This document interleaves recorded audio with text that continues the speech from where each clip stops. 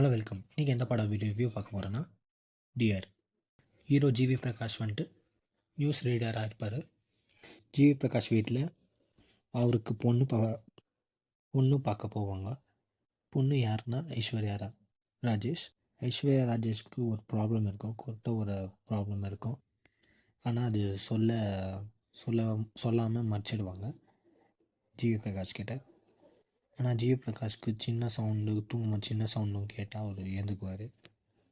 அப்போ பொண்ணு பார்த்துட்டு அவங்களும் கல்யாணம் ஆகிடும் அவங்களுக்கு. இப்போ இந்த 2 பேர் என்னென்னா ப்ராப்ளம், 2 பேரும் என்ன ஃபேஸ் பண்ணாங்கோ, அது எப்படி ஓவர் கம் பண்ணின்னு வந்தாங்கோ, இதுதான் படத்தோட கதை. நான் இப்போ சொல்லும் போதே உங்களுக்கு இந்த குட் நைட் மூவின்னு ஒரு ஃபீல் வந்துட்டுக்கும்.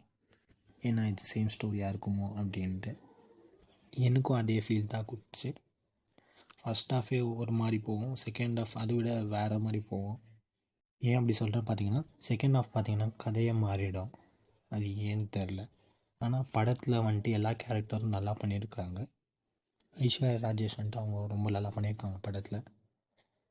ஜிவியும் நல்லா தான் பண்ணிக்கிறாரு. ஃபஸ்ட் ஹாஃப் வந்துட்டு ஓகே, நல்லா பரவாயில்ல.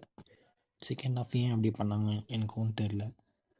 படத்தில் மியூசிக் நல்லா இருக்குது, சாங் ஓகே. படத்தில் இமோஷ்னல் சீன்ஸ் எல்லாம் அவ்வளோ கனெக்டே ஆகலை, நல்லாவே இல்லை இமோஷ்னல் சீன்ஸ் எல்லாம்.